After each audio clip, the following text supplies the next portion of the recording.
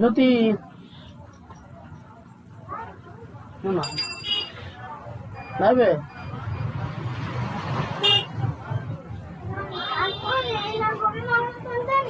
देख ना तू अम्मा मोर से छोड़ के भाग गई सर का हेलो हाय गुड आफ्टरनून सभी को। फटाफट से सभी जुड़ जाएंगे जी। सभी को गुड आफ्टरनून। तो आज हम करने वाले हैं पोइट्री, और क्योंकि आप लोग जो है एक से ज्यादा एग्जाम दे रहे होते हैं एक बैच लेकर, तो मैं सभी के लिए ही बता देती हूँ। अगर आप यहाँ से सी टेट का दे रहे हैं, जे टेट का दे रहे हैं, कोई भी टेट दे रहे हैं या कोई भी अदर एग्जाम दे रहे हैं, तो अदर एग्जाम में पोइट्री पूछी जाती है। जे टेट में तो देखो कोई प्रीवियस ईयर अपने पास है नहीं, तो जे टेट में भी जो है इंपॉर्टेंट रहेगी ही, पढ़नी ही है। सी टेट में अगर हम बात करें तो चाहे आपने पेपर 1 लिया हो, चाहे आपने पेपर 2 लिया हो,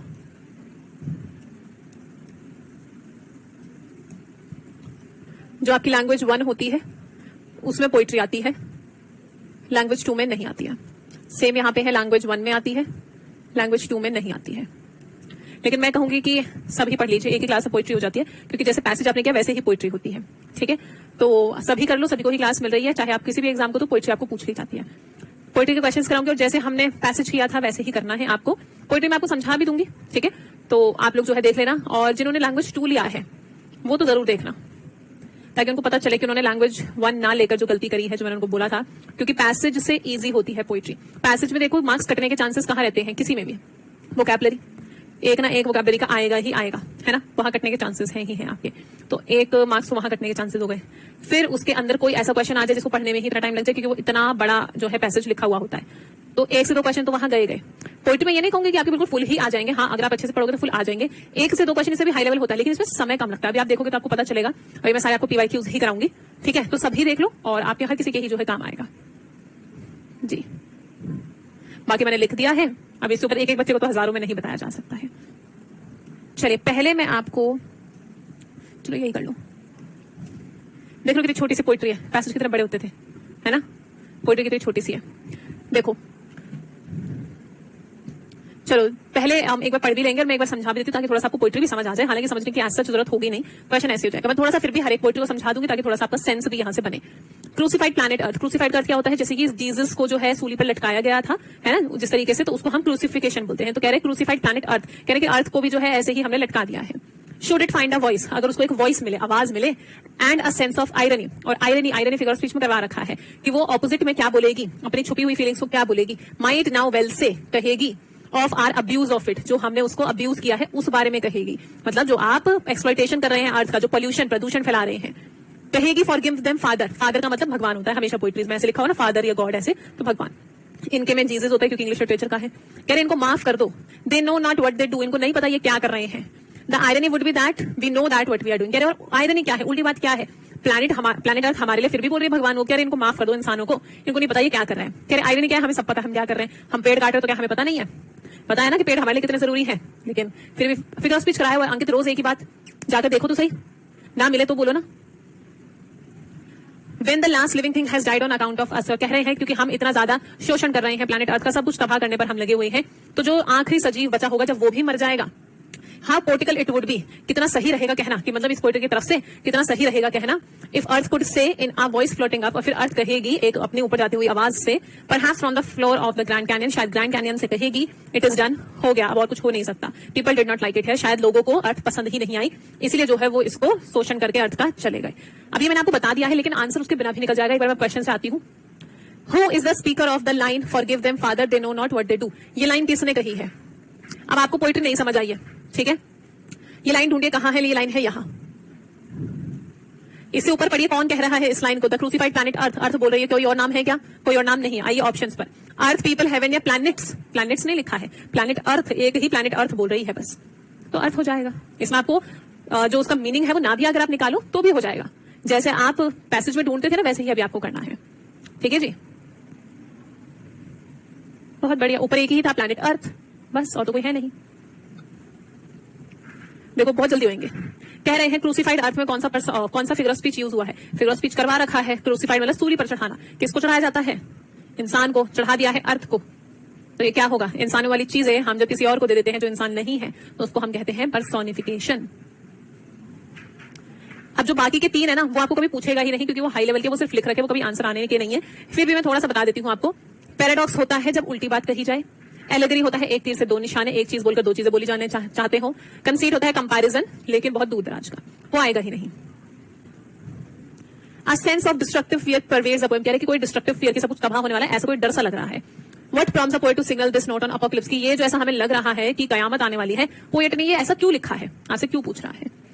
कह रहे हैं क्योंकि लोगों को यहाँ रहना पसंद नहीं आया, इसलिए अर्थ जो है खुद ही नहीं चाहती ह्यूमंस को, अब गॉड ने जो है हमें माफी नहीं दी है, या फिर इंसान ने रेकलेसली, केयरलेसली जो है तबाह कर दिया है और एक्सप्लॉइट कर दिया है नेचर को। तो पोएट ये क्यों लिखना चाह रहे होंगे? खुद देख लो, खुद दिमाग लगा लो, क्योंकि पूरे में यही बोल रहे कि हमने अर्थ को एक्सप्लॉइट कर दिया है ना, शोषण कर दिया है। सब कुछ हम वही करें, पोल्यूशन इतना करे जा रहे हैं हर जगह, हमें सब पता है। पेड़ काटेंगे तो हमारे लिए ही बुरा है, पोल्यूशन करेंगे, इंडस्ट्रीज इतनी बनाएंगे, फैक्ट्रीज इतनी बनाएंगे, पोल्यूशन हमारे लिए ही हो रहा है। नदियों में, पानी में हम कुछ भी गंदा डालेंगे, नदियां पानी दूषित ही हो रही है, सब पता है, लेकिन करे जा रहे हैं तब भी। बिल्कुल करेक्ट आपने बताया, 4th।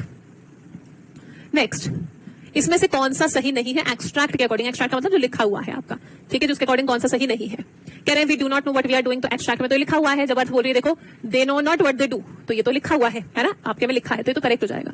आपसे पूछा not correct. We are destroying what sustain us, कह रहे हैं हम वो चीज तबाह कर रहे हैं जो हमें आगे चाहिए। तो ये चाहे लिखा है चाहे नहीं लिखा है, अर्थ तो यही निकल रहा है। और अगर कोई लाइन ऐसी हो जो आपको उधर ना मिले, उसको टिक मत करना, क्योंकि हमें नहीं बताइए। एक्सट्रैक्ट का मतलब होता है आधा, मतलब एक टुकड़ा, इससे ऊपर भी कुछ रहा होगा, कविता में इससे नीचे भी कुछ रहा होगा, तो हमें सिर्फ उस पर बात करना है कि जो स्टेटमेंट उधर है वो सही है या गलत। तो ये स्टेटमेंट उधर है ही नहीं, तो हम इसकी बात करेंगे ही नहीं। We are waiting for a saviour, हम कोई वेट करें कि कोई हमें बचाएगा। We are too naive to understand the implication of our actions, करें कि हम बहुत ही ज्यादा भोले हैं अपनी जो हम चीजें कर रहे हैं उनको समझने के लिए। तो कौन सा सही होगा बताओ?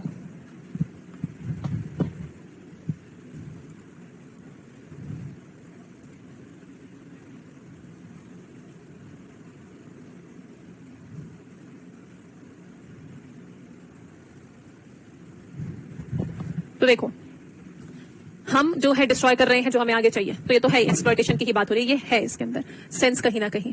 क्या हम किसी सेवियर का वेट कर रहे हैं? वेट तो किसी सेवियर का नहीं कर रहे, तो फॉल्स तो यही हो गया जो नहीं लिखा है। हम बहुत ही भोले हैं अपनी चीजों को समझने के लिए, तो यही तो है they know not what they do. अर्थ हमें क्या समझ यार, इनको गॉड इनको माफ कर दो, इनको पता ही नहीं है कि क्या कर रहे हैं। तो ये लाइन भी तो लिखी हुई है, इस लाइन का अर्थ ही तो ये है, तो ये भी है। कौन सा नहीं है? कि हम सेवियर के लिए वेट कर रहे हैं। ठीक है, जिसकी काफी ने आंसर किया है, बहुत बढ़िया। Next, according to the poet if earth is given a chance for any utterance, utterance मतलब बोलना, what would it say to God? कह रहे हैं अकॉर्डिंग टू द पोएट आपको बताना है अगर अर्थ को चांस मिलेगा कुछ बोलने का तो क्या कहेगी? क्या कहेगी गॉड को? अभी आपने पढ़ा है, क्या कहेगी? कि इनको माफ कर दो, इनको नहीं पता ये क्या कर रहे हैं। Stop the extension of Mankind, कि मैनकाइंड को विलुप्त बोलते हैं हिंदी में, मत करो, ऐसा नहीं लिखा है। Forgive the wrongful deeds of man, कि जो भी ये गलत कर रहे हैं उसको माफ कर दो। देखो उधर forgive them father, forgive. Fix responsibility of mindless destruction of earth, कह रहे हैं आप फिक्स कर दो, भगवान बोलेगी कि ये तो गलत कर रहे हैं, आप अच्छा कर दो कुछ। Give people the strength to resist temptation, कि लोग जो हैं जो उनको लालसा है उसको जो है वो रोक पाए। तो साफ साफ क्या लिखा है? Forgive them father, forgive the wrongful deeds of man, साफ साफ लिखा है, भी आंसर आया है, बहुत बढ़िया। तो एक हो गई पोइट्री, 5 से 6 क्वेश्चन ही आपके जो है पोइट्री पर आते हैं। कह रहे हैं व्हाट या who is I in this line, वैसे बिना उसके भी आ जाएगा, अभी आपने सारे क्वेश्चन देखे कि जरूरी नहीं है कि आपको पोइट्री समझ आए, बट फिर भी मैं समझा देती हूँ ताकि थोड़ा सेंस बने आपका। कह रहे हैं 3 years she grew in sun and shower, कि 3 साल तक ये है जो है सन एंड शावर, मतलब कि शावर मतलब होता है जैसे नहाते हो शावर से, तो बारिश की धूप और बारिश में जो है ये 3 साल से पली बड़ी है।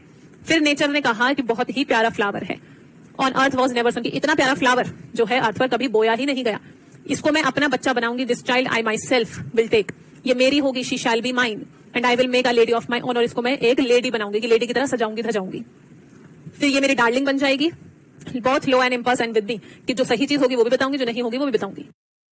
Girl in rock and plain, इस लड़की को जो है, उस फ्लावर को बोले, इस लड़की को जो है रॉक मतलब कि पहाड़ों पर भी, और प्लेन मतलब कि समतल पर भी लेकर जाऊंगी। इन अर्थ एंड हेवन, अर्थ और हेवन पर भी लेकर जाऊंगी। ग्लेड एंड बावर, समतल जगह पर, जंगलों में, हर जगह लेकर जाऊंगी। Shall feel and overseeing power to kindle और रिस्ट्रेन, और मेरे पास पावर भी रहेगी उसको खिलाने पिलाने की और रोकने की भी। तो कह रहे हैं who is I in this line, तो ये लाइंस कौन बोल रहा है? साफ साफ लिखा है नेचर ने कहा, नेचर सेड, साफ साफ लिखा है। बताओ अब इससे साफ साफ तो क्या ही लिखे? नेचर सेड, कह रहे हैं किसने लाइन कही है भाई? साफ लिखा है आपका। What did I plan to do, जो आई है इसके अंदर वो क्या प्लान कर रहा है, उसको टीच करने की, पढ़ाने की, टू ग्रूम हर, सजाने धजाने की, उसके साथ खेलने की, या उसको खिलाने की। बताओ क्या प्लान कर रहा है, जो आई है, कर रही है, नेचर है।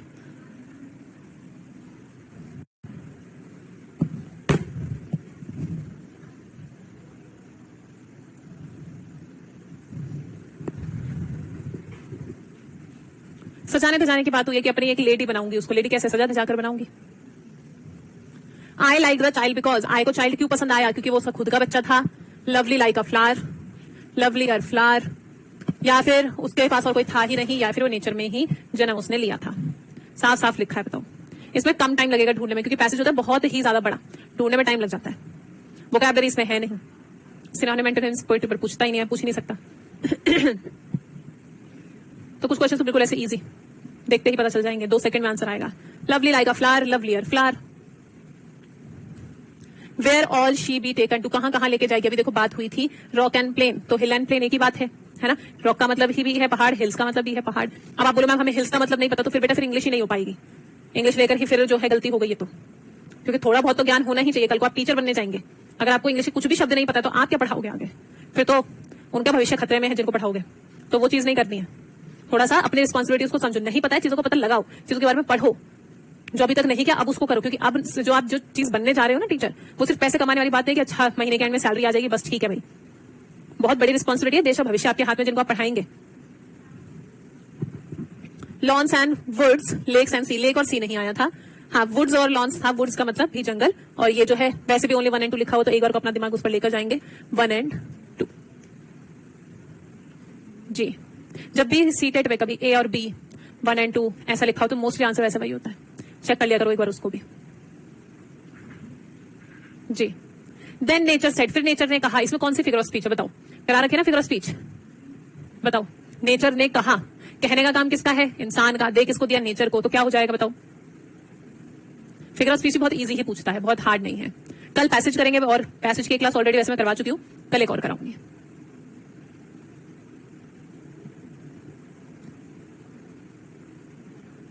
पर्सोनिफिकेशन, बहुत बढ़िया।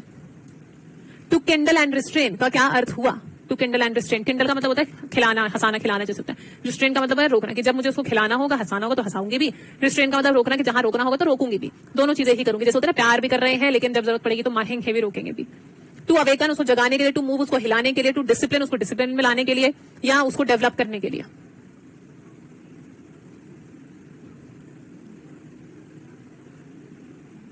एक लगा कब हुआ फिगर ऑफ स्पीच, कब हुआ फिगर ऑफ स्पीच, ये नहीं जाकर अपने बैच में देख ले एक बार। यहाँ लिखने से तो कुछ होने से रहा, कितना टाइम वेस्ट करते हो मतलब अपना, मैं तो ये सोच के ही हैरान हूं कि कुछ तो इतना अपना टाइम वेस्ट करना चाह रहे होते हैं। बाकी बच्चे कैसे आंसर कर रहे हैं तुम्हारे सिवा, हजारों में बच्चे। टू डिसिप्लिन, तो यहाँ पर 2 में बटे हुए थे, डेवलप और डिसिप्लिन में। डिसिप्लिन होगा, डिसिप्लिन का मतलब कि भाई अनुशासन में रखना, जो चीज नहीं करनी तो नहीं करनी, जहां प्यार करना है, लाड करना है, वहां वो भी होगा। How can we say that God's creature, अच्छा चलो अब इस बार एक बार पोइट्री नहीं समझा रही हूँ, सीधा करके देखेंगे एक बार इस बार, ठीक है जी। कह रहे हैं हम कैसे कह सकते हैं कि जो गॉड्स के क्रिएचर्स हैं, मतलब कि गॉड ने जो बनाए हैं वो बहुत ही फॉर्चुनेट, किस्मत वाले और खुश हैं।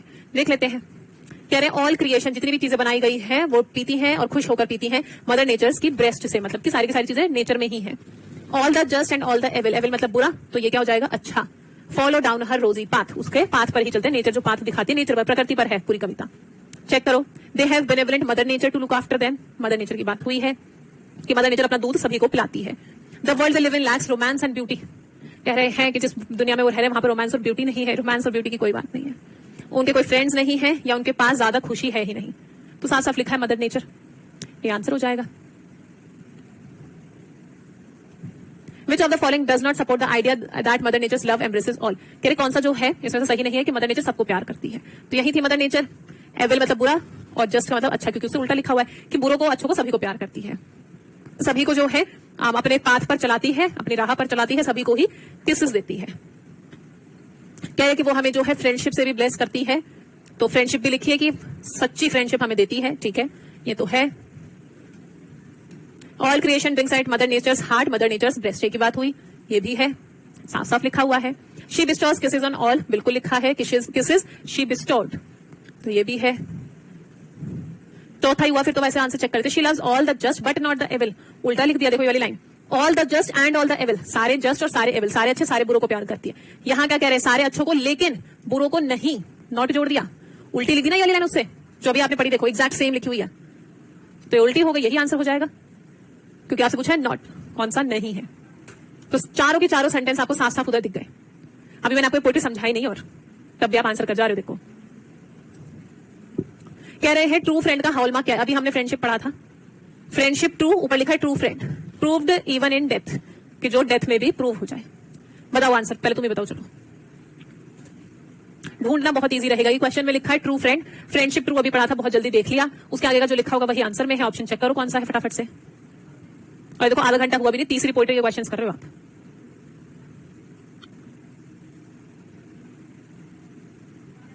जो सारे एविल्स ले ले, तुम्हारे बुराइयां ले ले, जो तुम्हें मुश्किलों से बचाए, जो तुम्हारे साथ नेचर के फ्रूट को एंजॉय करे, या फिर true even in death, same line लिखी हुई है,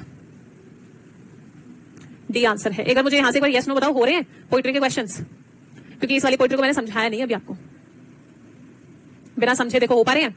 वही करना है जैसे पैसेज में करते थे, क्वेश्चन के शब्द को पोइट्री में ढूंढना है, जहां वो लाइन दिखी उसके आगे पीछे का देखना है और आंसर कर देना है। बिना पढ़े बिना समझे हो रहा है अभी, ये वाली नहीं समझाई पोइट्री। सभी ने ही यस लिखा है, बहुत बढ़िया। अच्छा, पैसेज से इजी लग रहा है या डिफिकल्ट लग रहा है, तो इजी या डिफिकल्ट लिखकर बता दो। पैसेज से इजी लग रहा है या डिफिकल्ट लग रहा है?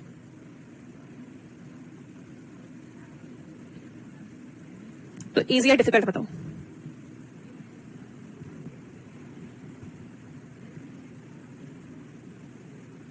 इजी, सभी ने ही इजी लिखा है, एक गया बीच में डिफिकल्ट, बाकी इजी इजी इजी इजी चल रहे हैं। डिफिकल्ट वाले बेटा देख लो, हजारों वाले इजी है, तुम एक डिफिकल्ट थे बस बीच में, चलो छोड़ो।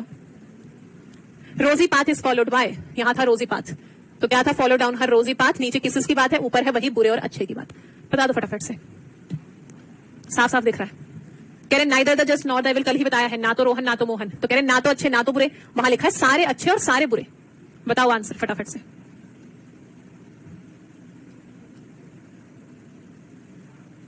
ये सारे पीवाईक्यूज है सीटेट के, मैंने खुद से कुछ भी नहीं बनाया, ना पोइट्री ना क्वेश्चंस, सब कुछ सीटेट का पीवाईक्यू है, सब कुछ।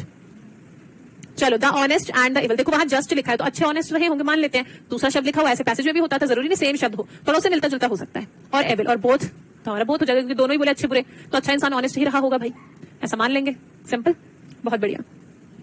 लास्ट क्वेश्चन है इसका, कह रहे हैं फिगर ऑफ स्पीच बतानी है, फिर से ज्यादातर यही फिगर ऑफ स्पीच पूछी जाती है। All creation drink at mother nature's breast, कह रहे हैं सभी मदर नेचर की ब्रेस्ट से जो है पीते हैं, तो इसमें कौन सी फिगर ऑफ स्पीच है, तो ब्रेस्ट से दूध पिलाने का काम ह्यूमंस का है ना, देख इसको दिया नेचर को, जो कि ह्यूमन नहीं है, फिर से कौन सी फिगर ऑफ स्पीच है?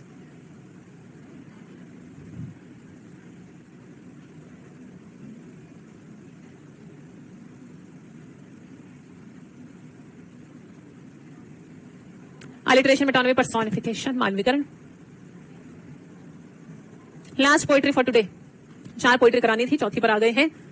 What was going to take place in the church, church में क्या होने वाला था, बैप्टिज्म, वेडिंग, फ्यूनरल या संडे सरमन, तो शब्द जो भी है ढूंढ लो फटाफट से, जो दिखेगा। यहां लिखा है ब्राइड, ब्राइड ग्रूम, तो बता दो क्या लग रहा है कि चर्च में क्या होने वाला था। एग्जैक्ट वर्ड नहीं लिखा हुआ अभी तक, मुझे तो एग्जैक्ट नहीं दिखा।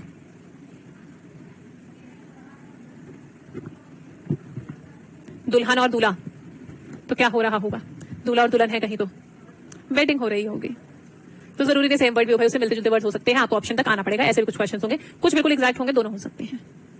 But literary device, poetic device, figure of speech एक ही बात है। डेड शाइन लाइक ग्लिसरिंग गोल्ड, आपका ट्रिक वाला वर्ड लिखा हुआ है लाइक, किसमें पढ़ा है आपने लाइक,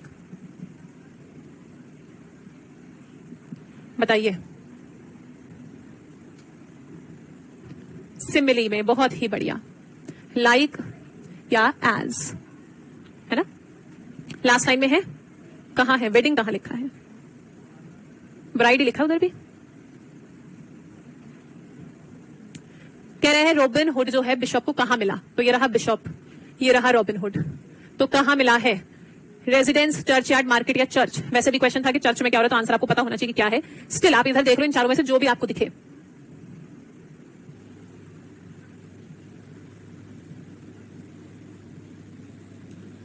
एक ही था। वैसे यहां तक आने की जरूरत होनी नहीं चाहिए थी, क्योंकि जस्ट अब ये क्वेश्चन था कि चर्च में क्या हो रहा है, और अब पूछ रहा है कि कहां मिले हैं, तो एक उधर ही की जगह की बात हो रही होगी, बट स्टिल अपनी तरफ से आप ढूंढेंगे जहां भी आपको मिलेगा। तो पूरे में मुझे एक ही मिला है जो कि है चर्च इनमें से, तो आंसर क्या हो जाएगा भाई? चर्च हो जाएगा। Next, study the following statements. पढ़कर बताइए कौन सी सही है कौन सी गलत है। बिशप ने पूछा है रॉबिनहुड से कि तुम यहाँ क्यों आए हो, तो ये जो है ना, देखो इसको जब आप पढ़ोगे इंग्लिश में जो ये बनती है कि तुम यहाँ क्या कर रहे हो, what does you do here, कि तुम यहाँ क्या कर रहे हो।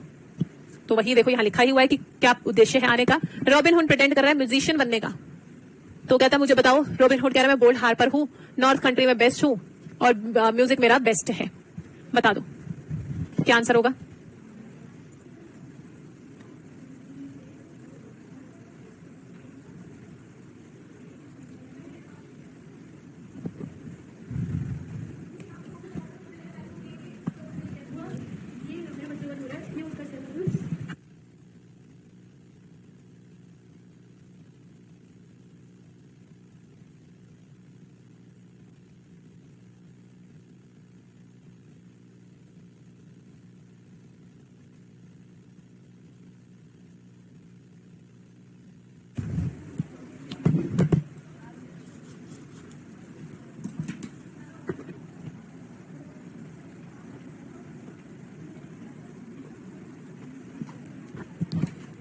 चलिए जी, आप लोगों ने आंसर कर दिया है, ए सबसे ज्यादा आया है। चेक कर लेते हैं।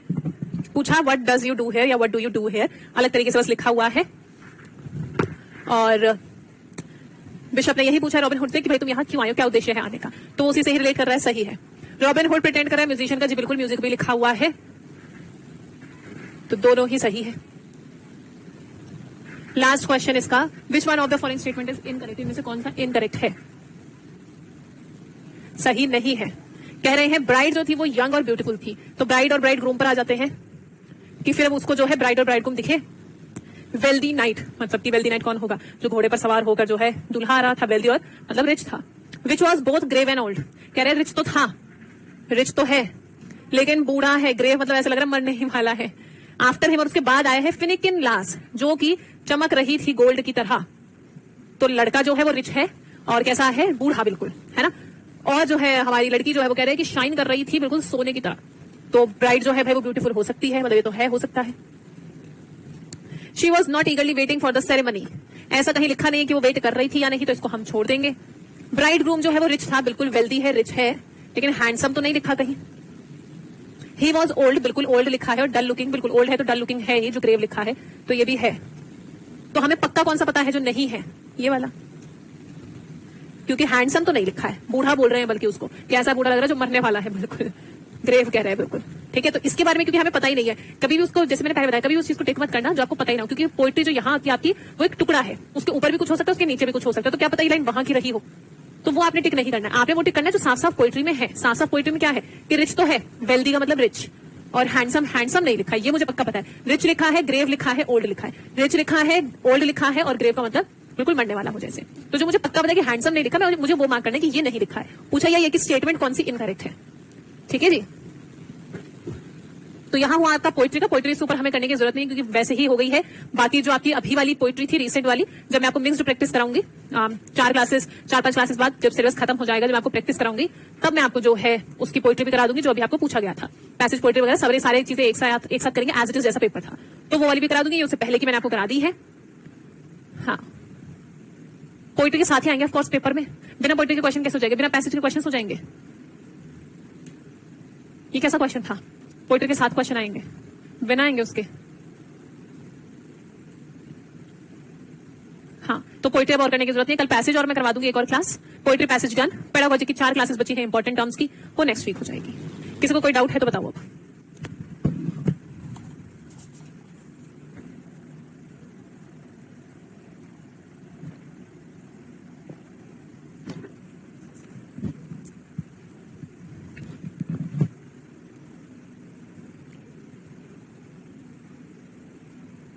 ठीक है जी, कोई डाउट नहीं है तो बहुत बढ़िया। पढ़ते रहिए, स्वस्थ रहिए, मिलेंगे आपसे अब हम कल। और आप लोग जो है अपनी चीजें रिवीजन कर लो, थोड़ी सी लर्न कर लो थोड़ी सी, क्योंकि सिलेबस बस 5 क्लास का ही बचा है, और 5 क्लास बस सिलेबस डन हो जाएगा। फिर क्वेश्चंस की प्रैक्टिस कराऊंगी। चर्च यार्ड मतलब क्या होता है, चर्च यार्ड होता है जहां चर्च के साथ में ही दफनाया जाता है मरे हुए लोगों को, वो चर्च यार्ड होता है। होता नहीं, कहीं चर्च के पीछे होता है। हिंदी की बात हिंदी वाले सर से पूछिएगा जी, वो ज्यादा अच्छे से बता पाएंगे। हिंदी का भी मुझसे पूछ लो, इंग्लिश का भी मुझसे पूछ लो।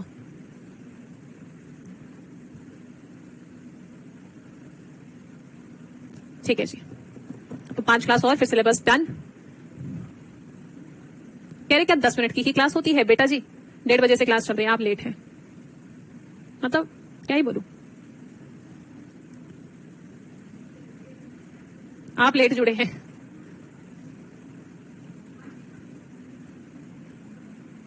ठीक है जी, आज के लिए इतना ही रखते हैं। कोट का मतलब होता है कोट करना, यानी कि बोलना।